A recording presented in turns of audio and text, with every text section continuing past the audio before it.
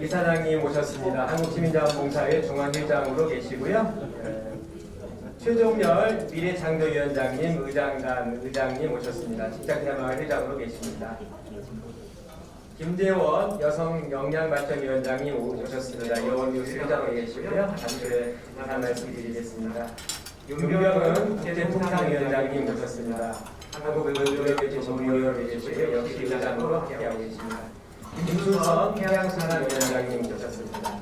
연세대학교 교수로 계시고요. 역시 의장으로 함께하고 계십니다. 왕성우 국제농산용위원장님 오셨습니다. AD에서 인사로 계시고요. 지금 함께 의장으로 활동하고 계십니다. 우리 정의근 원장님 오셨는데 방금 정의근 원장님 오셨습니다. 철도발전위원장으로 계시고요. NCA 대표님으로 계십니다.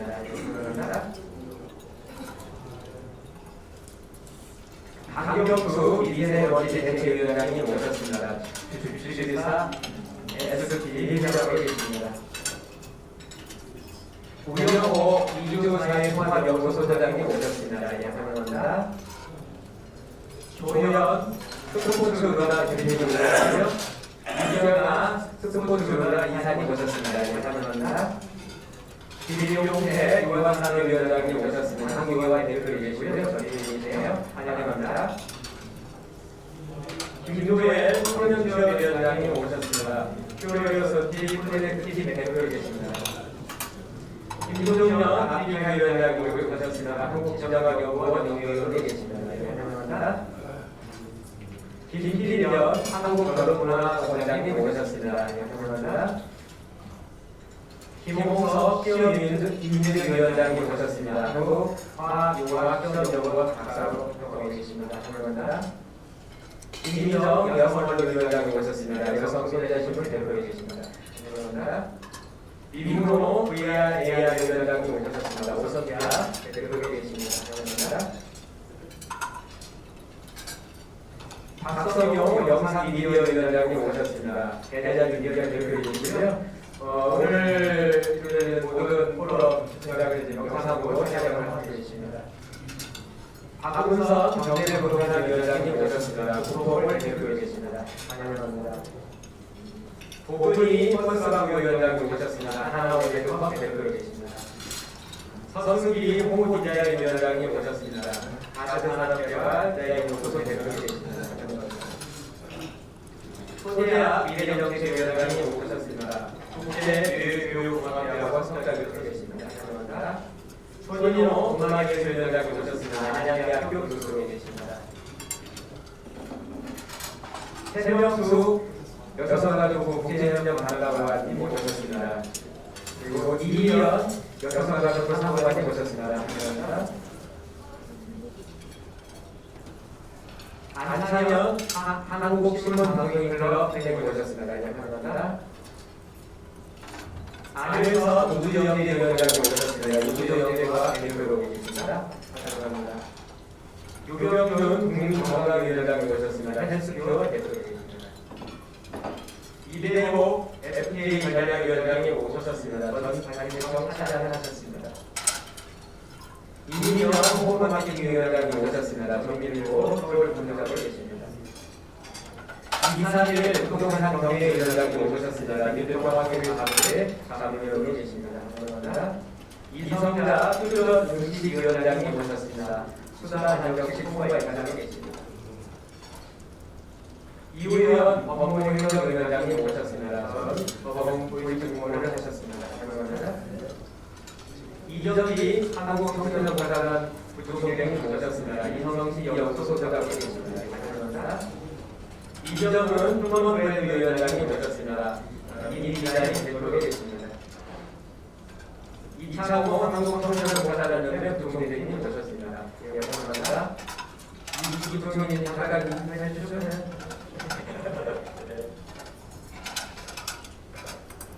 정혜령 아스 사장님 오셨습니다. 감사합니다.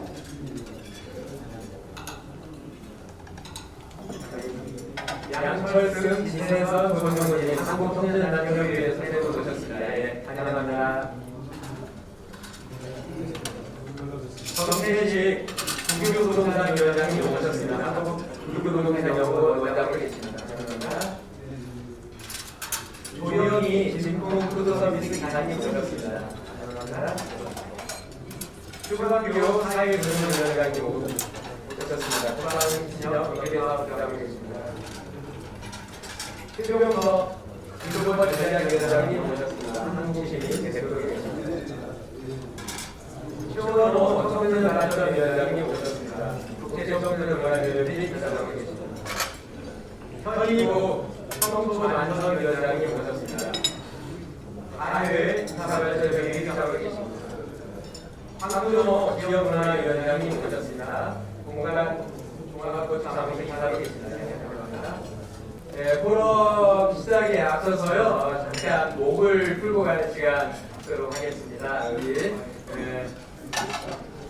안양대 우리 손인호 교수님께서 잠깐 이 소리 목 소리에 대해서 잠깐 이 전문가로서 우리가 이 소리에 어떻게 우리가 좀 준비를 하고 따라가는지를 잠깐 우리 손인호 위원장님을 큰 박수로 환영해 주시기 바랍니다.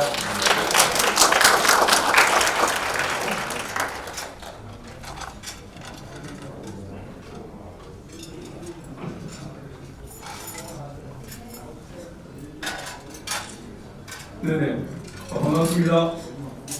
지난달에도 제가 조금 말씀을 좀 드렸었습니다만, 벨칸토 그러면 이제 이태리 발성이에요. 아름다운 소리. 그 아름다운 소리, 세계적으로 가장 아름다운 소리는 정확한 발성, 파워 있는 소리, 또 따뜻한 소리로 대화를 할 때, 소통할 때 굉장히 중요한 발성으로 세계적으로 알려져 있죠. 그래서 지난번에도 말씀드렸듯이 소통하는데 아리스토텔레스는 세 가지가 중요하다. 에토스, 인격이 중요하고, 두 번째는 파토스, 감정이 중요하고, 세 번째로 로고스는 이론과 분석력 이런 것들이 중요하다. 그렇게 이야기했죠. 그래서 제가 그 아름다운 소리를 내려면 뭐 여러 가지를 이야기할 수 있지만, 제가 6개월 동안 이태리 밀라노에서 배웠던 그 내용을 딱 엑기스로 또 말씀을 드렸었죠. 이, 에, 오, 아, 우, 이에, 아우, 아에이오, 이 다섯 가지의 모음 발성을 잘 해야만이 분명한 발음, 그리고 파워 있는 소리, 그리고 따뜻한 소리를 할 수 있다. 그래서 상대방을 설득할 수 있고 소통할 수 있고 리더십을 발휘할 수 있다. 그렇게 말씀을 드렸습니다. 그러면 호흡을 어떻게 연습을 할 것인가? 지난번에도 말씀드린 한번 연습해 볼까요? 먼저 한번 이제 일단 앉아서 한번 해보시는데요. 1단계로 부르셔야 됩니다. 몸속에 있는 그 공기를 다 뽑아내십시오. 한번 해보시기 바랍니다. 자, 시작. 완전히 뽑아내십시오. 이 왜 뽑아내야 되냐면 산소가 투과된 좋은 공기가 이제 다 소모되어서 새로운 산소가 투과된 좋은 소리를 다시 들어 마셔야 되기 때문에 다 뽑아내야 됩니다. 그래서 1단계로 다 일단 뽑아내세요. 두 번째, 코로 들어 마십시오. 코로 들어 마시는 이유는 뭐냐면 바깥에 있는 산소가 투과된 좋은 공기를 들어 마시는 겁니다. 그 왜 그러냐면은 코로 들어 마셔야 될 이유는 코 속에 있는 코털 있잖아요. 그래서 그 먼지를 걸러내 줍니다. 어떤 사람들은 입하고 같이 들어 마시거든요. 호흡을. 그런데 입하고도 들어 마실 수 있어요. 그런데 먼지와 함께 들어가기 때문에 그것은 좋지 않는 호흡, 들어 마시는 것이다. 이렇게 이야기합니다. 이태리에서는. 그래서 코로 들어 마시는 게 아주 좋습니다. 다시 한번 코로 한번 들어 마셔볼까요? 일단 1단계 들어보시고 2단계 들어 마시고 그 다음에 3단계 유지하는 단계입니다. 유지하는 단계가 어떤 단계냐면 36.5도의 몸 안에 있는 체온에서 들어간 공기를 달구는 단계입니다. 여러분 그걸 기억하셔야 돼요. 36.5도에서 달구어서 따뜻한 공기를 만드는 거. 그게 결국은 그 따뜻한 공기를 만드는 게 호흡법의 굉장히 또 핵심입니다. 그래서 달구어진, 그래서 이태리 말로는 깔다 보체, 그러면 한번 따라할까요? 깔다 보체. 그래서 따뜻한 소리를 만드는 거예요. 그래서 많은 사람들이 소리를 나는 타고났다 소리가 네네 어떻게 타고났다 그러면 뭐 타고난 소리가 있지만 만들 수 있어요. 따뜻한 공기로. 그 깔다 보체를 만들고 그 다음에 다시 1단계 한번 해볼까요? 들어 마시고 유지하고 36도도 만들죠. 그 다음에 소리를 갖다 대시고 한번 불어보세요.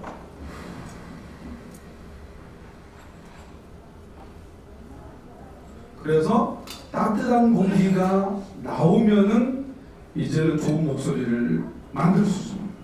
그것이 이제 오늘의 핵심 그 호흡법입니다. 또 다음 달에 조금 더 말씀드리겠습니다. 감사합니다. 네, 임명장 수여부터 하겠습니다. 우리 이충건 회장님을 대신해서 우리 조 이사님 어디 오셨죠? 네, 조 이사님 잠깐 대신 받도록 하겠습니다. 잠깐 나오시죠.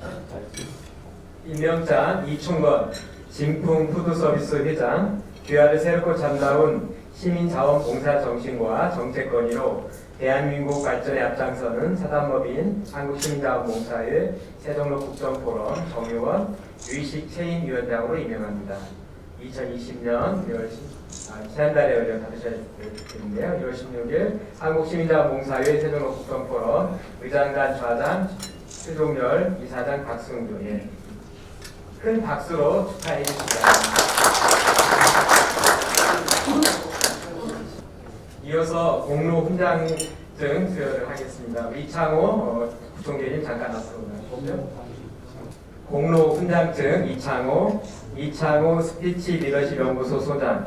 귀하께서는 한국청소년봉사단 연맹 부총재로서 사단법인 한국시민자원봉사회 자격기본법 제17조 제2항의 규정에 의한 상체활동 지도사 민간 자격 정보 등록을 실현하여 4차 산업혁명 시대 인공지능 시대 인재 육성을 위한 초중고 청소년 일당 100 만들기 공교육 3.0 구현에 크게 기여하기에 이 교육발전 공로훈장을 드립니다. 2020년 2월 20일 한국시민자원봉사회 세종로 국정포럼 이사장 박승주 이 증을 명예 표창구에 기록함. 큰 박수로 축하해 주시기 바랍니다.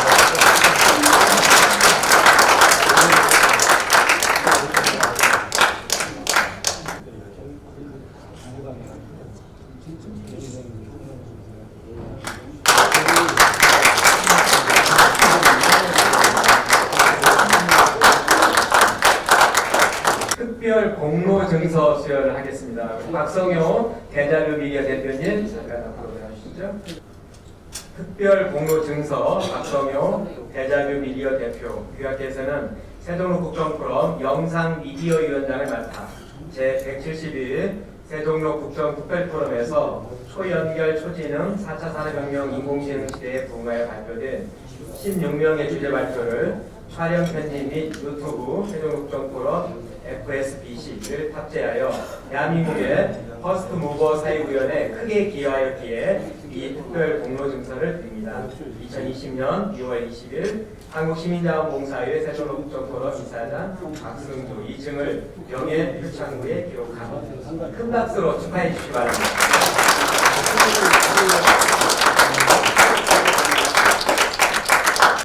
안녕하십니까. 오늘 세종로 국정포럼 진행을 맡고 있는 대한민국 행복 디자이너 김대은입니다. 반갑습니다.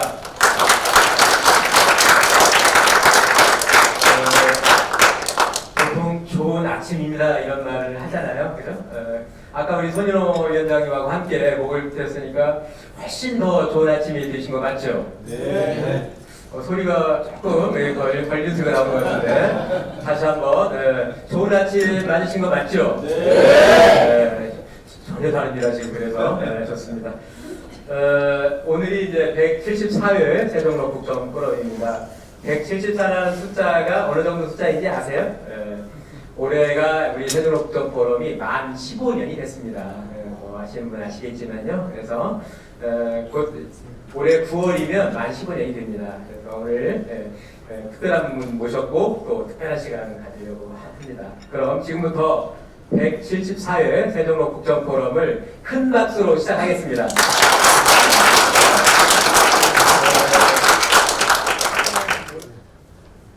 예, 이렇게 174회, 1년이 52주로 생각하는데 근 15년 동안 바른 시민이 되기 위한 기치를 걸고 이렇게 아무 이익도 없이 이 포럼을 유지한다는 것이 우리 사회를 건강하게 하는 밑거름이었구나. 저는 거기에 약간 무임승차하지 않았나 그런 생각이 듭니다. 이렇게 코로나 바이러스의 어려움을 뚫고 저는 오늘 모임이 취소되지 않을까 이렇게 생각을 했는데 용감하게 마스크도 하나도 안 쓰시고 이 자리를 유지해 주시는 그 세종로 포럼의 저력에 다시 한번 감사드리고 국가와 민족을 위한 여러분들의 깊은 헌신감에 대해서 공직자로서 더욱 제가 더 열심히 해야겠다는 생각을 다시 한번 하게 됩니다.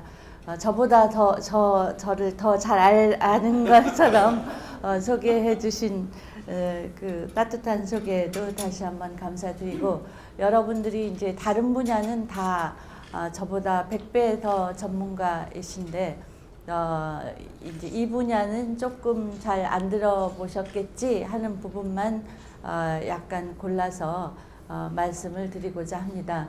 그러니까 어떤 경우에는 지난 한 30년 동안 한국 사회가 무엇이 제일 많이 변화했느냐라고 물으면 하나는 디지털 기술이겠고 어떤 의미에서 여러분들이 다른 하나가 있다고 하면 최근에는 여성이 너무 세진 것 아니야? 뭐 이런 얘기를 주로 합니다. 근데 오늘 여기 세종로 포럼에 오신 분들은 여성이 마이너리티라는 것에 대해서 인정을 해주시는 것에 대해서 다시 한번 감사드립니다. 근데 보통은 이제 20대 젊은 남성의 경우는 여성 우대 정책이 과하다 이런 의견도 사회적으로 표현이 되고 있습니다. 그래서 그러나 이것이 이제 어쨌든 그 어떤 현상이 물 위에 떠오를 때는 그 밑에서 그 오리배를 불리는 것처럼 수많은 발놀림이 있었다. 그리고 이것은 그냥 어느 날 하루아침에 온 것이 아니다.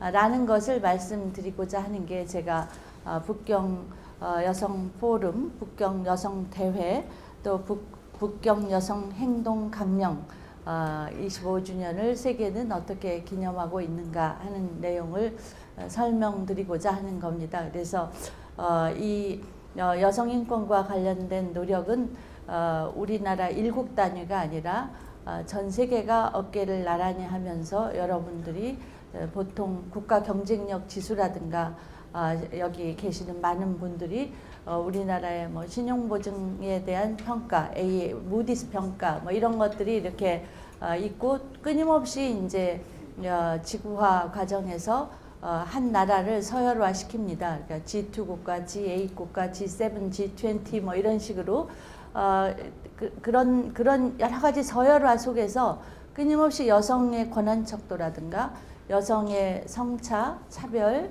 이런 것들도 동시에 그 등수가 매겨집니다. 그러면 우리가 경제가 15등이지만 여성과 관련된 권한이 100등 이후로 넘어간다 이렇게 하면 제3자가 볼 때 우리가 선진국이라고 한다고 하면 대부분의 경우 이런 경제 성장 지수나 이런 뭐 경쟁력 지수나 이런 거에 걸맞게 이런 사회 발전의 지수, 성별 격차나 이런 것들이 대개 등수가 유사합니다. 그러니까 한 인간을 평가할 때도 우리가 돈이 많으면 인품이 좋으냐, 학력이 좋으냐, 뭐 이런 것처럼 한 국가를 평가할 때도 그 다양한 척도를 쓰게 되는데 이렇게 격차가 굉장히 같은 나라를 평가하는데 사회 척도는 굉장히 경차가 낮고 정치 척도는 높고, 그러니까 대개 우리가 정치, 경제, 사회를 얘기할 때 이제 민주발전 지수 또는 경제발전 지수, 사회발전 지수 이렇게 했는데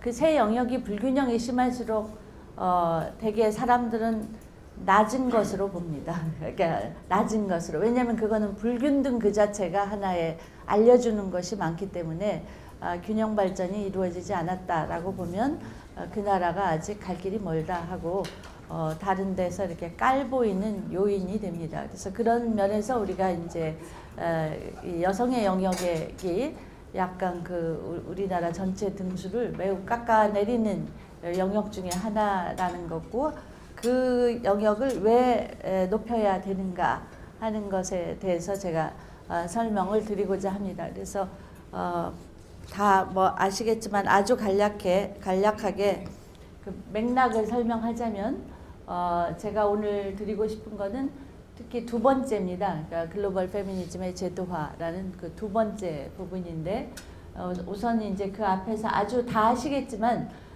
우리가 사회의 진보라는 것은 근대 사회에서 되게 평등을 지향하는 겁니다. 그러나 여전히 봉준호의 기생충이 아카데미상을 수상한 것처럼 불평등은 내재해 있고 그 불평등에 카메라를 들이댄 것이 전 세계의 스포트라이트를 받은 것처럼 여전히 갈 길입니다. 그러나 이게 갈 길에 대한 지향이 이쪽으로 향하고 있다는 거, 그 지향점 때문에 그렇게 상도 주는 겁니다. 근데 그 지향 중에서 우리가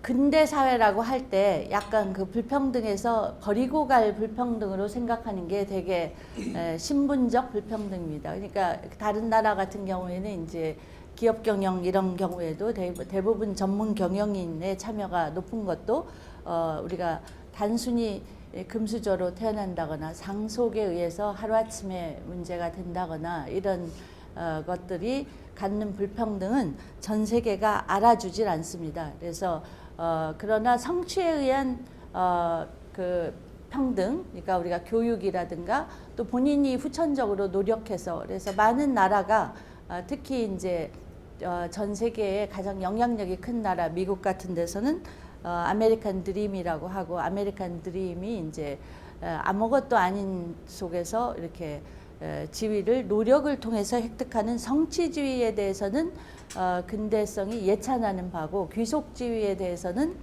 그거는 굉장히 우습게 속으로야 그 사람들이 영향력을 행사하지만 무대 전면에 있어서 그거를 내세우지는 않는 쪽으로 제도화된 게 근대 사회가 하나의 한 약속이다 이렇게 말씀을 드리겠습니다. 그 말씀은 사회적 지향과 정책으로 표현이 됩니다. 이런 것들이. 그런데 불평등은 여전합니다. 근데 그 불평등 중에서 없어지지 않고 있지만 이 생물학적인 귀속적 특징을 가지고 끈질기게 잔존하고 있는 것이 여러분들이 인종이라든가 또는 종족 어느 종족 출신이냐 이것도 굉장히 없애고 싶어 하지만 끈질기게 잔존을 하고 있습니다. 그리고 이제 우리가 요즘 뭐 트랜스젠더 문제도 나오지만 대부분의 성은 본인이 선택한 것이 아닙니다. 태어나고 보니 여성으로 태어났고 태어나고 보니 남성으로 태어났다면 성이라는 위치는 아까 말씀드린 귀속적 지위의 영역에 속하기 때문에 성불평등은 근대사회 건설에서 우리가 인종불평등만큼이나 극복해야 될 과제입니다. 그래서 우리가 레이시즘, 섹시즘 이렇게 해서 성차별주의, 인종차별주의는 굉장히 이렇게 어떤 미국의 정치인이나 이런 분들이 속으로 인종차별적 생각을 가지고 있다 해도 그거를 겉으로 말하는 순간 어때요? 정치 인생 끝납니다.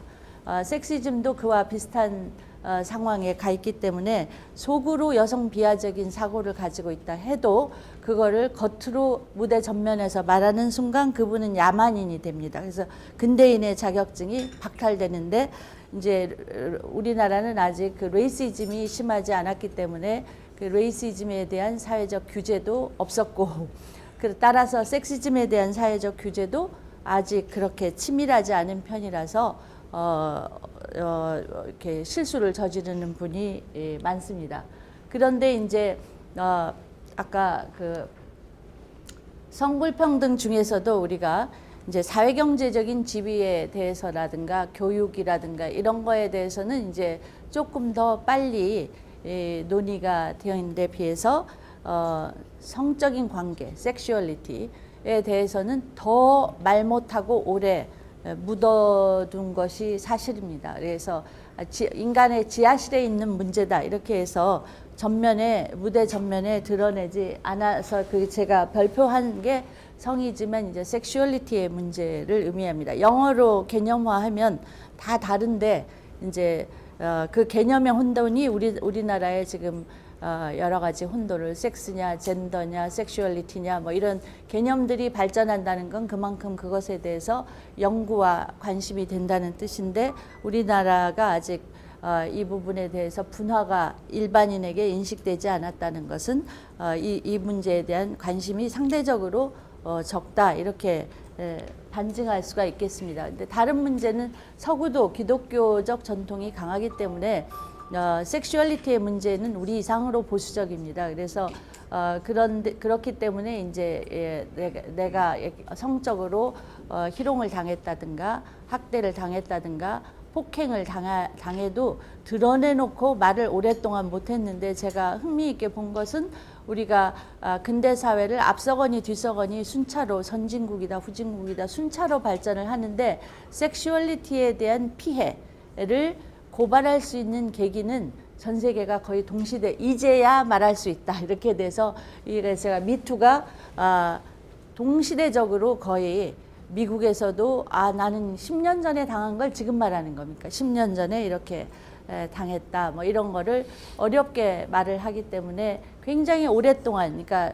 1789년에 프랑스 혁명을 통해서 근대 사회를 선언했다면 벌써 한 200년이 지난 후에야 근대성의 대열의 섹슈얼리티의 문제가 근대성의 대열에 들어가면서 나도 말할 수 있다 이렇게 돼서 동시대적으로 지금 이것이 메아리를 치고 미투 위드 유가 한 지금 2020년 국면에 19년 20년 국면에 하나의 문화적 흐름을 구성하고 있습니다. 그래서 저는 이렇게 뭐 나중된 것이 오래된 것이라고 하는 것처럼 이 여성의 문제 제기가 다른 여러 종류의 불평등, 그러니까 노예 해방이 1863년에 일어났고 흑인 민권 운동이 60년대에 일어났고 여러분이 뭐 사회주의 노동 운동이 되게 1800년대 1800년대에 일어난 것처럼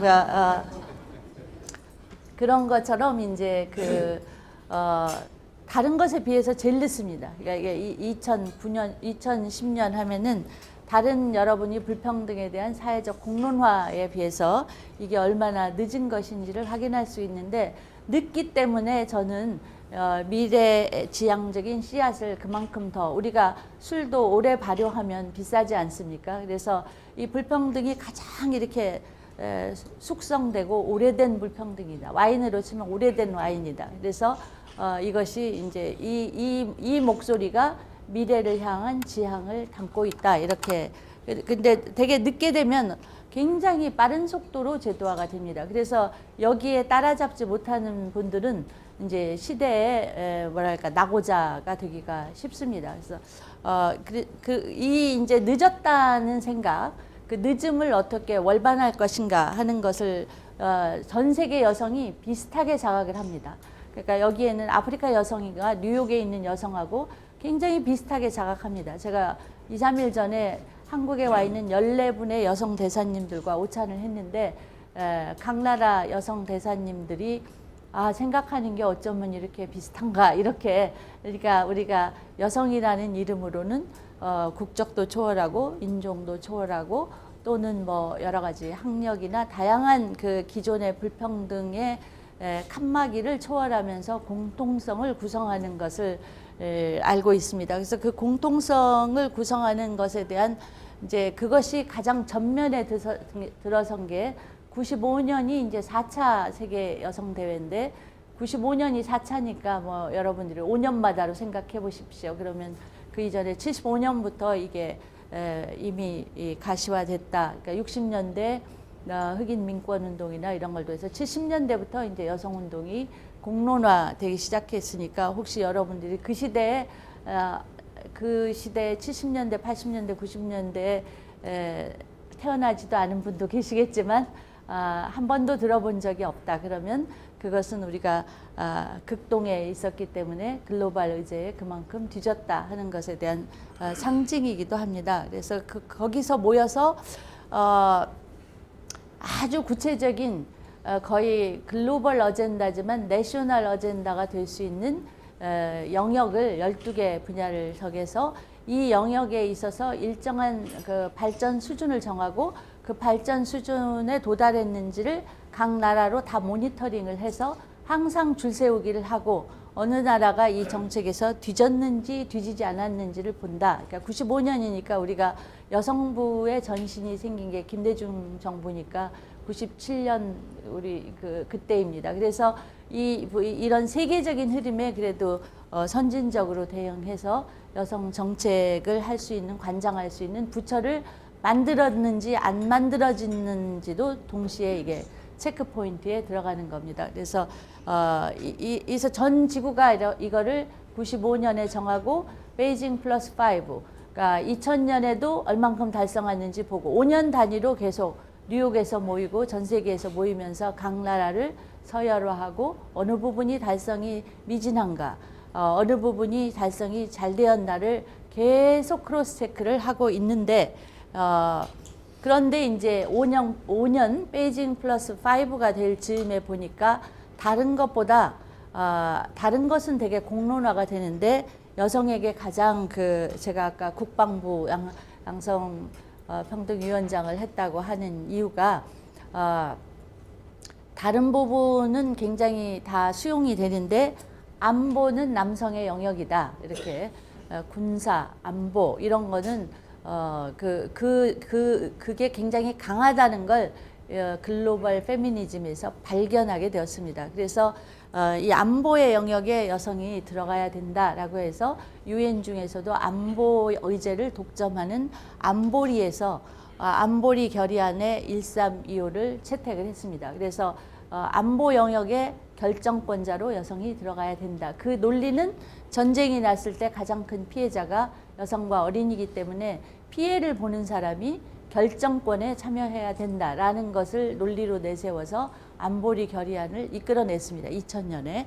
그래서 이게 2000년에 그러니까 베이징 플러스 5에서 안보 영역의 부재에 대해서 인지를 해서 안보리 결의안을 따로 만들어서 오늘 2020년 현재는 대개 여성과 관련된 의제가 성주류화라는 것과 여전히 그 의제와 그다음에 그 안보리 결의안 1325와 또 불평등의 문제가 아까 봉준호의 아카데미상 수상이 기쁘고도 슬픈 것처럼 이렇게 평등을 지향해서나 양극화는 더욱 심해지는 현실 속에서 유엔 차원에서 불평등을 해소하지 않으면 인류의 발전에 미래가 없다라고 해서 새로운 지속가능 발전, 그러니까 지속가능 발전이 되게 환경 영역이 아니라 대부분의 경우 불평등을 해소해야 된다는 쪽으로 해서 새로운 발전 개념을 만들어냈습니다. 그래서 그것이 이제 2015년에 만들어져서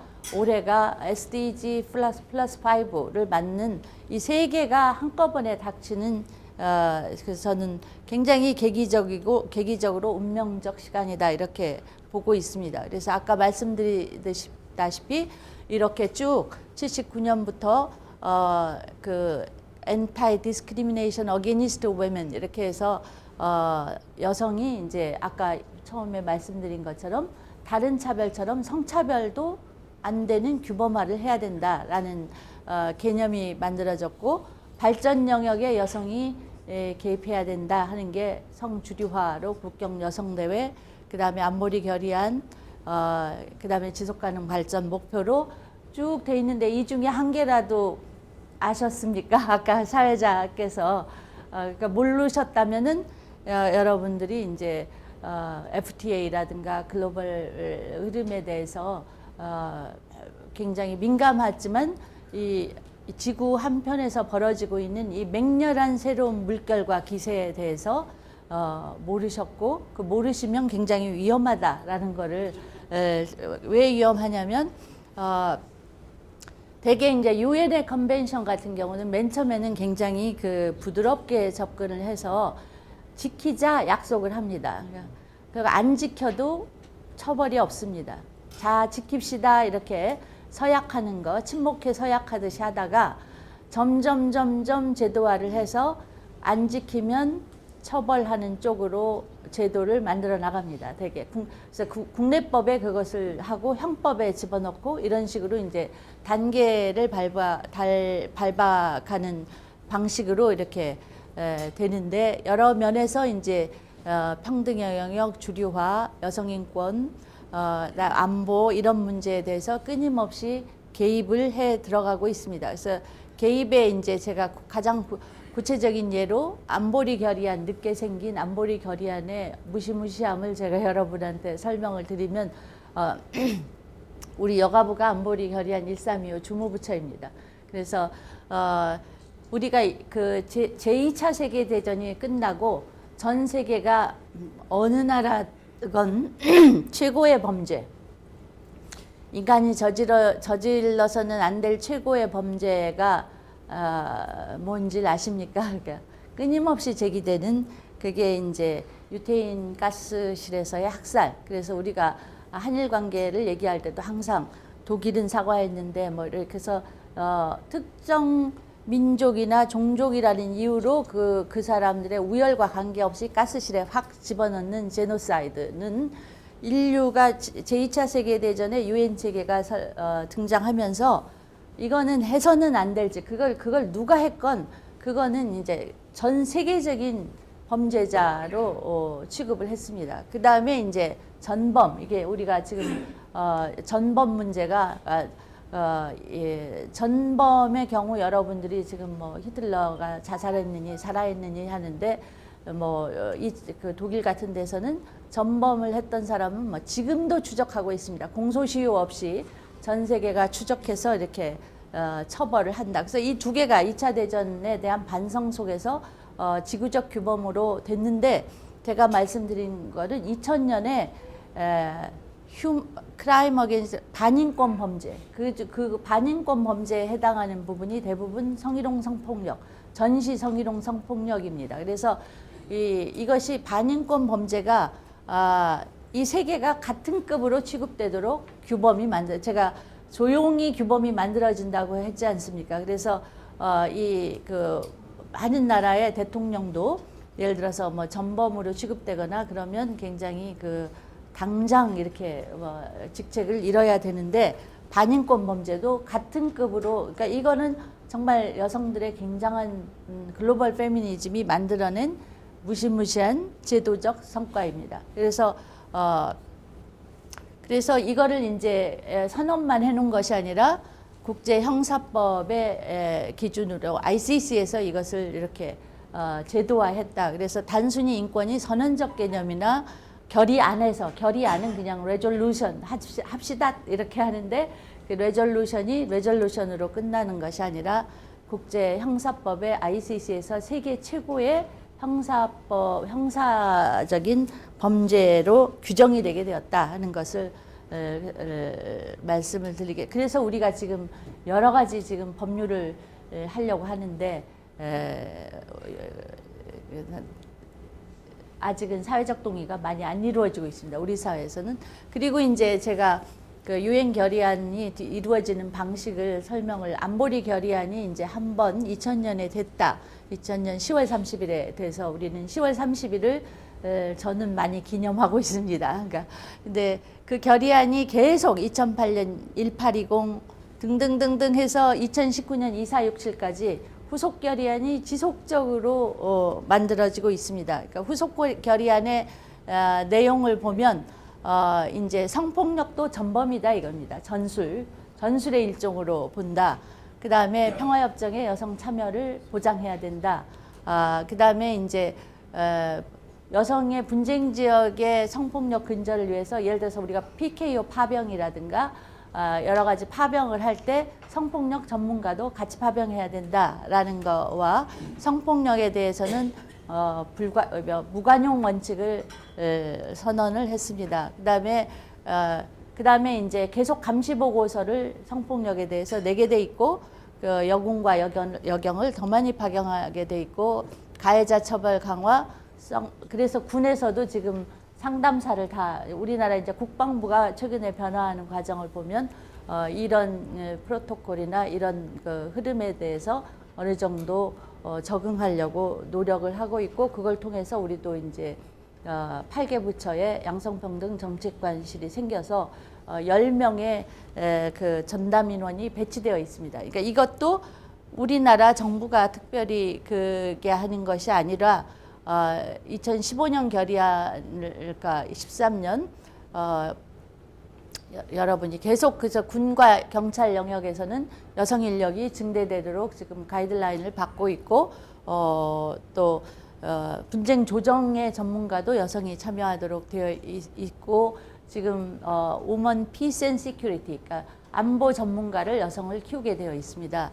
또 제가 이제 그 실행 기구를 구성하게 돼서 요번에 제가 장관으로 와서 처음으로 그 여가부에 1325 주무부처인데 여기에 보면 2242 결의안 2015년에 보면 예산도 배정하고 실행 기구도 갖추게 돼 있습니다. 근데 그것이 이제 주무부처만 돼 있고 이렇게 약간 가시화되지 않아서 제가 요번에 그 팀을 꾸렸습니다. 1325 주무부처로. 그래서 한반도 평화든 여러 영역에 이 유엔 안보리 결의안에 결의안을 우리가 충실히 이행하는 국가로 되고자 하는 의지에서 여러 가지 정책을 담아가려고 노력하고 있습니다. 그래서 여러분들이 이제 점점 가해자에 대한 처벌, 그다음에 이제 피해자의 배상, 여성 역량 강화 뭐 이런 것들이 이제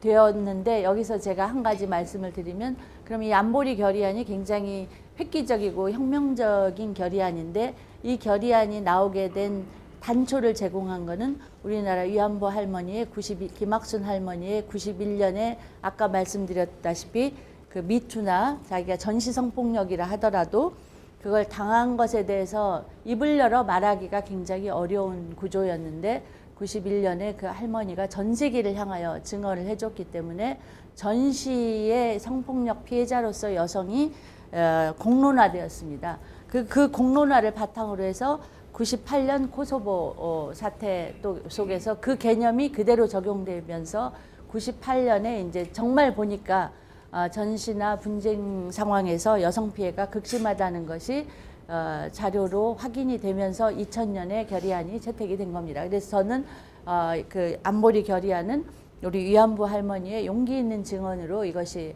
만들어진 굉장히 귀중한 국제 규범이라고 보고 있기 때문에 특히 우리나라가 모범적으로 이 안보리 결의안 1325에 대한 이행 국가가 돼야 된다라는 생각을 갖고 있습니다. 그래서 그 다음에 이제 우리나라는 그동안 이제 어떤 것이든 그 자기가 성공한 모델을 잇기가 쉽지 않습니다. 근데 우리가 이제 그야말로 발전, 그냥 앞에 수시가 없는 발전, 그리고 굉장히 공업화, 경제 성장. 그래서 대체로 우리가 요즘도 조금 사라졌지만 한 2년 전만 해도 산업화 세력, 민주화 세력 이렇게 해서 이렇게 정당이 양분화되고 담론이 양분화돼서 산업화가 민주화가 이렇게 제가 아까 말씀드렸듯이 정치 발전이나 경제 발전이 균형 발전이 돼야지 A는 되고 그게 가난한 제3세계의 특징입니다. 그러니까 경제 발전을 위해서는 정치 발전을 유보한다라는 게 권위주의 정권의 특징인데 그거가 이제 아시아 국가가 지금 다 부자라 하더라도 싱가포르 부자지만 민주화 됐는가 이런 질문을 동시에 던집니다. 그래서 요즘에 우리는 이제 경제 발전과 정치 발전을 동시에 달성한 나라라는 것을 이제 사람들이 다 여야를 막론하고 거기에 대해서는 축배를 드는 거는 진일보했다고 보는데 거기에다 2015년에는 사회 발전을 가장 중요하게 넣어서 아까 그 저출산 문제가 우리나라의 제일 큰 사회 문제다 이렇게 말씀을 하셨는데 그게 가장 정확한 말씀입니다. 왜냐하면 지속 가능이라 하면 다음 세대도 살 수 있는가, 다음 세대가 있는가 이런 데 대한 질문입니다. 그래서 다음 세대가 결혼도 안 하고 애도 안 낳겠다. 그거는 미래에 대한 확신이 없다라는 뜻이기 때문에 우리나라뿐만 아니라 전 세계가 미래에 대한 굉장히 패시미스틱한 그 견해를 가지고 있기 때문에 이거를 그러면 왜 그렇게 되었는가라고 해서 이게 지속 가능한 발전, 그러니까 다음 세대까지도 살게 해주자. 이게 아주 쉽게 말하면 그겁니다. 그러니까 다음 세대도 생각하는 발전을 해야 된다라는 건데 옛날에는 이걸 환경만으로 생각을 했습니다. 그런데 지금은 이 SDG에 16개의 조항이 있는데 여기에 5번에 아까 다른 불평등도 있지만 성불평등이 5번에 따로 들어가 있고 다른 조항에도 다 성불평등이 간접적으로 들어가 있습니다. 그래서 2015년에 선언한 SDG의 목표 속에는 성불평등이 굉장히 명시적으로 제시되고 있다라고 그리고 이거는 그래서 여러분이 봉준호 감독이 훌륭해서도 상을 타지만 컨텐츠가 지구촌에서 지금 문제의식으로 삼고 있는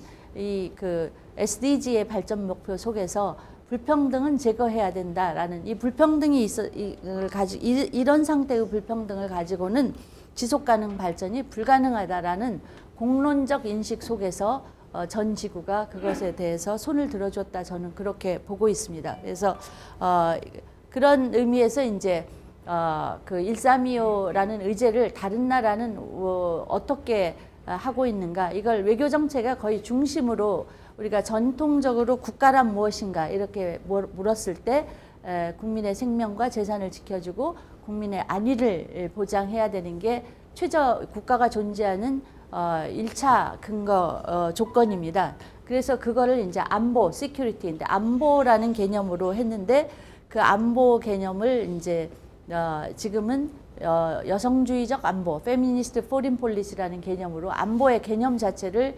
확장시켜서 휴먼 시큐리티, 그러니까 내셔널 시큐리티 대신에 휴먼 시큐리티, 그 다음에 페미니스트 포린 폴리시 이런 개념으로 변화를 해서 잘 나가는 나라는 일찍이 이 변화에 순응해가지고 페미니스트 포린 폴리시를 여가부가 아니라 외교부가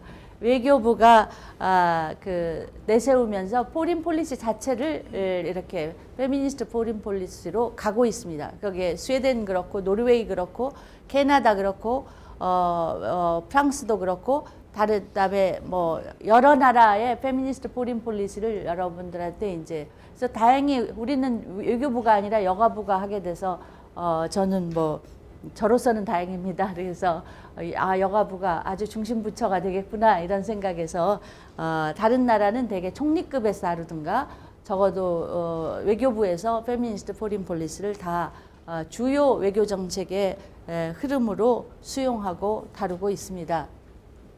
그래서 이제 올해 북경 여성대 25주년과 안보리 결의안 20주년, SDG 5주년 이런 거를 맞이해서 세계 각국에서 굉장히 다양한 행사를 하고 있는데 대개 대통령급이 전면에 나섭니다. 예를 들어서 그래서 저는 작년에 이제 방콕에서 준비하는 지역별 회의가 그러니까 글로벌 회의가 있기 전에 대륙별, 지역별, 리지널 회의가 있는데 아태 지역 회의에 참가를 해서 한국이 이룩한 성과 중에 제일 자랑할 만한 것으로 저는 이제 그 디지털 성희롱 성폭력 방지 시스템을 저희 여가부가 적극적으로 수용했기 때문에 디지털 강국으로 우리가 돈만 버는 것이 아니라 인간의 얼굴을 한 기술, 디지털 기술의 사회적 활용. 그래서 지금 여러 가지 그 이미지 범죄 이런 것에 대해서 삭제 지원 시스템을 과기부와 협력해서 AI 그걸 들여다보면 1시간도 손으로 우리가 여가부가 지금 손 삭제를 하고 있는데 손으로 하는 그 노동자의 인권이 걱정될 정도입니다. 그것이 그래서 과기부 측에 적극적으로 요청해서 AI를 좀 개발해서 인간이 그걸 다 인간이 우리가 싼 배설물이 굉장히 더럽듯이 인간이 만들어낸 이 더티한 크라임의 뒤처리를 하는 것도 굉장히 어렵습니다. 그래서 그거를 저희 여가부가 지금 현재 담당하고 있고 저는 그곳에 종사하는 종사자의 인권이 심히 걱정이 됩니다. 그래서 어쨌든 그래서 인간을 얼굴을 한 사회적 서비스 디지털 기술의 인간화라는 측면에서 우리나라가 하고 있는 거를 발표를 했는데 각 나라가 호응도가 매우 컸습니다. 한국이 그냥 디지털 강국인 줄 알았더니 이런 문제까지도 관심을 갖는다라고 해서 여러 나라의 호응을 받았고 곧 제가 3월 8일 세계 여성의 날에 이제 뉴욕으로 떠나서 유엔에서 일어나는 각 나라 점검 회의를 합니다. 거기에 이제 참석을 해서 한 일주일 정도 이제 여성과 관련된 공공외교를 여기 뭐 최명숙 과장님이랑 다 같이 가서 할 것입니다. 그래서 계속 이제 그 나라가 어느 정도를 달성했는지를 여성끼리는 끊임없이 점검합니다. 그 다음에 이제 7월에는 프랑스 마크롱 대통령이 굉장히 전면에 나서서 아까 말씀드렸듯이 포린 폴리시에서 이게 주무가 됐기 때문에 젠더 이퀄리티를 성평등과 세대평등을 결합하는 개념으로 해서 전 세계의 국가와 시민사회가 같이 함께 하는 큰 회의가 파리에서 예정되어 있습니다. 그리고서는 이제 올해 유엔 총회와 안보리 결의안이 10월 말에 됐기 때문에 안보리 결의안 20주년에 대한 여러 가지 세레모니가 이제 10월에 또 예정되어 있습니다. 그래서 이런 흐름을 받아서 여성가족부도 이제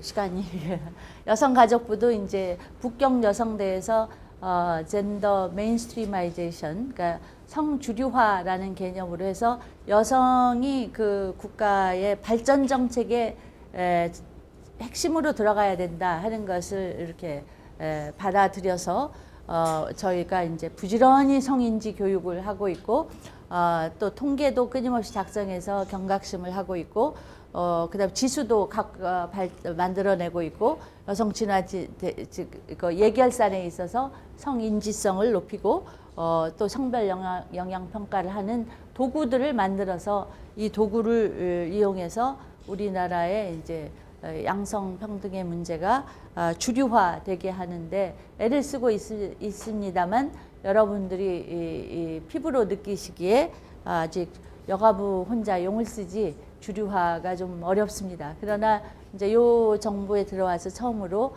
아까 말씀드렸듯이 이게 처음으로 이렇게 범정부 협의체를 저희가 성희롱 성폭력 문제에 대해서라든가 양성 평등의 문제에 대해서라든가 이렇게 8개 부처의 주무 부서의 신설이라든가 이런 걸 통해서 그 주류화를 실질화시키는 정책이 처음으로 제도적으로 만들어져 있습니다. 그래서 저희는 이제 여가부는 그 제도를 적극적으로 활용해서 주류화를 구호가 아니라 실질화시키고자 합니다. 그 다음에 이제 25주년의 국제회의 속에서 지금 외교부도 하나 국제회의를 7월에 우리나라 외교부에서 전시성폭력 문제를 특화해서 회의를 할 것이고 저희는 이제 우리나라 지역에서 다양한 여성단체나 여성 의제를 내세운 사람들이 25년간 무엇을 달성했고 무엇을 덜 달성했는가 하는 거를 1년 내내 한번 모임을 통해서 점검을 하고 9월 초쯤에 이거를 각 나라 아까 페미니스트 포린 폴리시의 선진국이라고 하는 나라에 비추어서 우리나라가 어디쯤 있는가 하는 거를 매핑하는 회의를 9월 초에 국제회의로 개최할 예정입니다. 그리고 끊임없이 매년 우리가 유엔의 개념은 형벌 체계가 있는 게 아니라 항상 정부 기관에서 얼마나 달성했는가 하는 정부 리포트를 받고 또 시민단체 NGO 리포트도 동시에 받습니다. 그래서 어떤 나라가 조금 약간 안정되지 않은 나라일수록 정부 리포트와 NGO 리포트가 격차가 큽니다. 정부는 이만큼 달성했다고 그러는데 NGO는 아무것도 된 게 없다. 이렇게 하는 것이 균형 발전을 이루지 못한 나라들의 특징인데 우리 그 GO 리포트와 NGO 리포트에 대해서 끊임없이 이제 여가부가 중재하고 해서 유엔에 우리나라 리포트가 비교 안정적으로 갈 수 있게 하는 역할을 여가부가 하고 있습니다. 그리고 끊임없이 이제 시민사회 협력 거버넌스를 이렇게 강화하는 쪽으로 다른 부처보다는 이 거버넌스 시스템이 조금 더 모범적으로 돌아가게 해야 한다 하는, 왜냐하면 글로벌 페미니즘의 제도와 이런 것들이 다 NGO들이 만들어낸 NGO들이 유엔을 통해서 제도화한 성과이기 때문에 그걸 통해서 그 수혜를 받은 여성가족부로서는 그 문제에 대해서 다른 부처보다 반응성이 높아야 한다는 책무성을 느끼고 있습니다. 그래서 그러나 이제 우리나라 여성가족부는 다양한 경로를 통해서 발전을 해왔기 때문에 아시다시피 이제 여성 성평등의 문제도 관장하는 주무부처지만 가족에 관한 다양한 복지 사업, 가족의 다양성, 한부모 가족이라든가 다문화 가족이라든가 여러 가지 조손 가족이라든가 여러 가족들이 편견과 차별 없이 우리 사회 구성원으로 통합될 수 있도록 하는 정책을 담당하고 있고, 최근에 이렇게 많이 문제되고 있는 성희롱 성폭력 전담부서로서 범부처 구개부처에 대한 코디네이팅 부처로서 역할도 하고 있고, 또 말씀하신 대로 청소년이 정말 우리 부처에 있기 때문에 여러 가지 이런 선진적인 글로벌 의제를 미래 세대의 주역인 청소년 정책에도 결합을 시키려고 하고 있습니다. 마침 UN 우먼에서도 올해 캐치프레이즈가 젠더 이퀄리티, 제너레이션 이퀄리티. 그래서 GG, 2G가 젠더와 제너레이션이 함께 만난다라는, 왜냐하면 여성인 자녀를 키우면 항상 미래를 걱정할 수밖에 없기 때문에 젠더와 제너레이션이 같이 간다. 그래서 아주 성견지명이 있게도 우리나라는 여성가족부가 청소년 전담부서로 아주 선진적으로 2020년에 지구촌에서 지금 제시하는 지향성을 일찍이 담아냈습니다. 그래서 어떤 거는 나중된 자가 먼저 되고 먼저 간 자가 뒤처지고 이렇게 되는 것이 저희 여가부의 부처 형식에서도 이렇게 나타난다, 이렇게 볼 수가 있습니다. 근데 이제 대부분의 여러분들이 이제 성평등 문제에 대해서 오해를 많이 하는데 그 이유가 정책의 일관성이 없다, 이런. 근데 그게 비동시성의 동시성, 한꺼번에 월반을 하려고 보니까 과거와 현재와 미래가 정책 속에 공존하고 있기 때문에 그렇습니다. 그러니까 어떨 때는 20대 평등 정책을 하고 있기 때문에 이제 젊은 20대의 경우에는 산술적 평등, 너는 지금 뭐 지하철에 그 임산부 우대석이나 이런 거를 놓고 산술적 평등 개념 속에서 평등이냐 뭐 이런 논리가 동시에 등장하고 있지만, 우리가 항상 마이너리티 정책 속에서는 보호 정책이 여전히 우리가 유권자는 50%이지만 정치적 대표성은 50%에 한참 못 미치기 때문에 우리가 그 적극적 조치로 할당제라든가 이런 거를 여전히 하고 있습니다. 그러니까 이거에 대해서 평등을 주장하는 사람은 왜 여성은 이랬다 저랬다 하느냐, 이렇게 보호 정책에 대한 비판이 높습니다, 사실.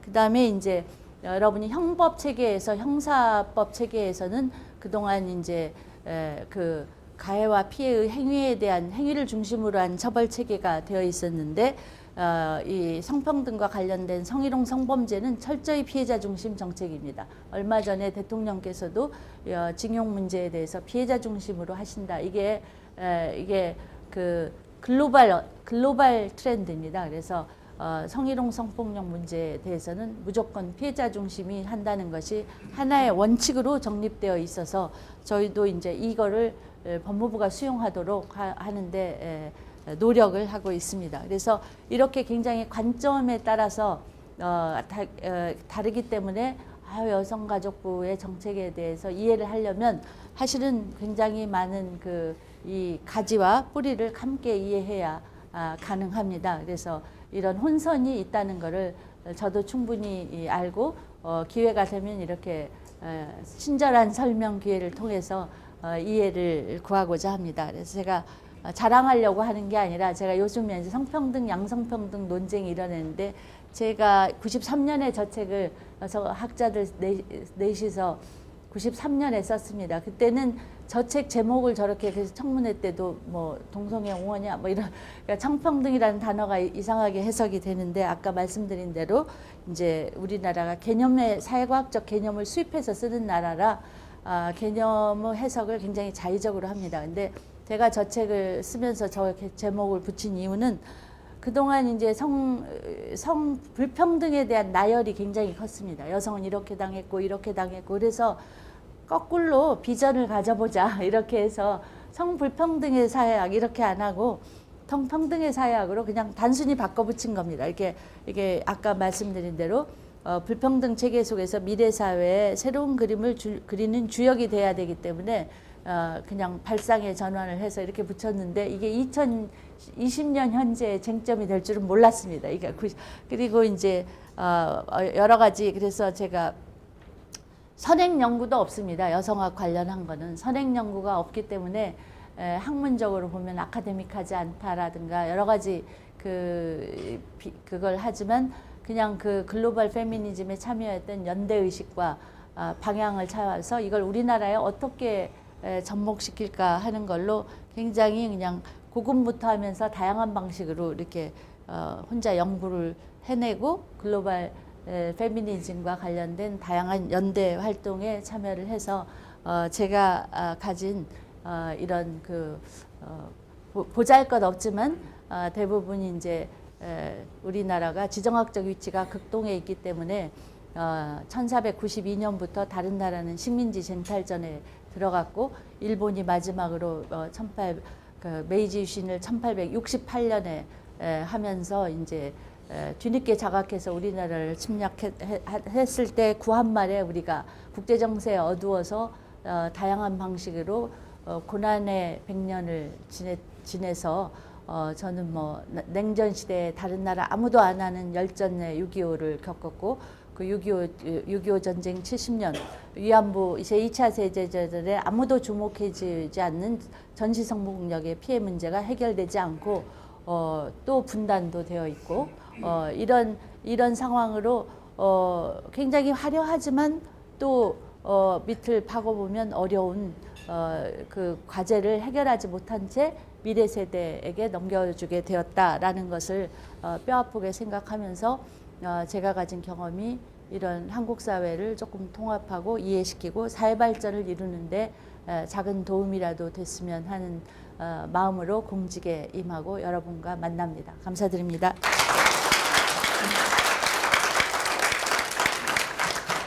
네.